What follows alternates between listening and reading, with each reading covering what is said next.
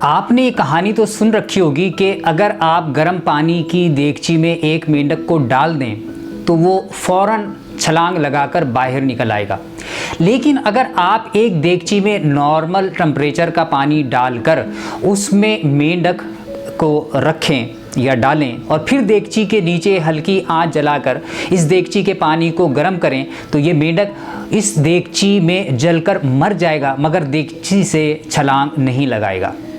ایسا کیوں ہوتا ہے؟ جب مینڈک کو نارمل ٹمپریچر سے ایک دم گرم پانی میں ڈالا جاتا ہے تو اس سے درجہ حرارت میں یہ تبدیلی انتہائی محسوس ہوتی ہے جو ناقابل برداشت ہوتی ہے، لہٰذا وہ اس سے نکلنے کے لیے فوری اور انتہائی کوشش کرتا ہے جس میں وہ اکثر کامیاب ہو جاتا ہے۔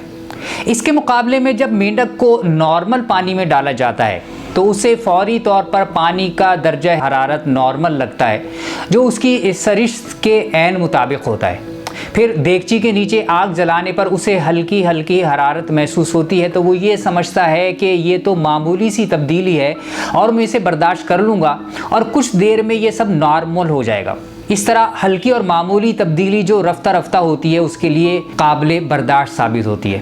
اسے بوائلنگ فراگ سنڈروم کہتے ہیں۔ انسان بظاہر مینڈک سے بہت ذہین ہے، لیکن ہم جس دنیا میں رہتے ہیں وہاں بھی اس طرح کے ہلکے ابلتے ہوئے پانی جگہ جگہ موجود ہیں۔ یہ ہلکے ابلتے پانی ہمارے وہ حالات ہوتے ہیں جنہیں ہم دیکھا جائے گا یا اللہ مالک ہے کہ مائنڈ سیٹ کے ساتھ نظر انداز کر دیتے ہیں اور پھر اس کا شدید خمیازہ بھگتتے ہیں۔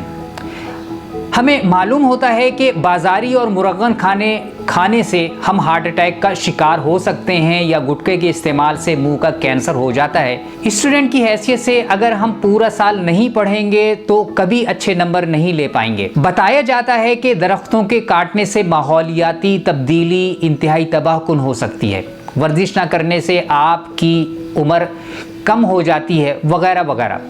ایسی بہت سی مثالیں موجود ہیں، لیکن ہم ان کاموں کے خطرات کا اندازہ کرنے اور ان سے بچنے کے لیے مناسب احتیاطی تدابیر اختیار نہیں کرتے۔ ہم کسی بھی نئی صورتحال کے بارے میں کچھ نیا سوچنے سے ہچکچاتے ہیں۔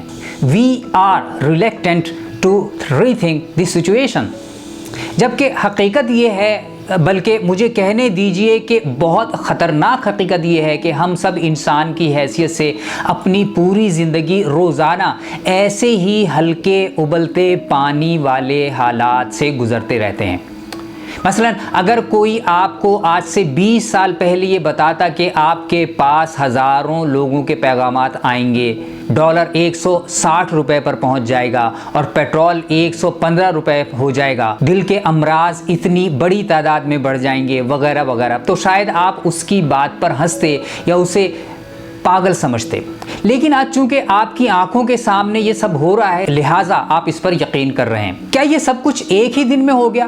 بالکل نہیں، اس میں گزشتہ 20 سال کا سفر ہے، اور اگر آپ ان 20 برس پر غور کریں تو آپ کو اندازہ ہوگا کہ اس 20 برس میں ان میں سے ایک واقعہ بھی اچانک نہیں ہوا بلکہ بہت ہی بتدریج اور آہستہ آہستہ ہوا ہے۔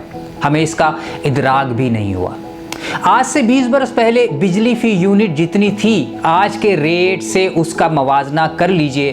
ہر مہینے 2 مہینے بعد صرف چند پیسے بڑھا کر بجلی کے نرخ کہیں سے کہیں پہنچا دیے گئے، اور بوائلنگ فراگ سنڈروم کے نتیجے میں ہر شخص یہی سمجھتا رہا کہ ارے چند پیسے ہی تو بڑھے ہیں، اس سے مجھے کیا فرق پڑے گا۔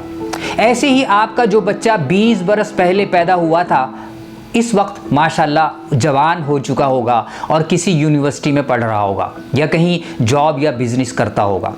اب ذرا اپنے معاشرتی اور اخلاقی حالت اور مذہبی حالات پر بھی نظر ڈالیں تو آپ کو اندازہ ہوگا کہ بوائلنگ فراگ سنڈروم کے تحت ہم کس قدر زوال کا شکار ہو چکے ہیں۔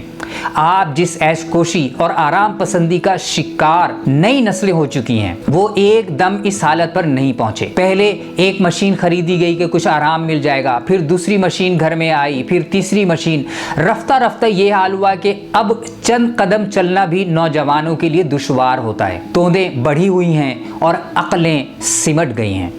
ہمارے دشمنوں نے رفتہ رفتہ ہمیں اتنے جالوں میں جکڑ لیا ہے کہ اس سنڈروم کے تحت اب یہ احساس ہی ہمارے اندر سے ختم ہو گیا ہے کہ ہم غلام ہیں۔ خیر یہ تو وہ پہلو ہیں جو بوائلنگ فراگ سنڈروم کے نتائج ہیں۔ اب سوال یہ پیدا ہوتا ہے کہ اس کا حل کیا ہے؟ اول تو یہ کہ رفتہ رفتہ تبدیلی قدرت کی طرف سے کوئی خاص نہیں، ایک عمل ہے، ایک نیچرل پروسیس ہے۔ اس پروسیس کی وجہ سے یہاں پر ہر وقت تبدیلی، بلکہ مجھے کہنے دیجئے کہ شدید تبدیلیاں ہو رہی ہیں۔ البتہ انسان ہونے کی حیثیت سے ہماری اور آپ کی، ہر ایک کی یہ ذمہ داری ہے کہ وہ ہر لمحہ مائنڈفل رہے، وہ شعوری طور پر اپنے ارد گرد ہر پہلو اور ہر شعبے میں ہونے والی تبدیلیوں سے آگاہ ہو اور ان سے نمٹنے اور ان سے فائدہ اٹھانے کی تدابیر اختیار کرتا رہے۔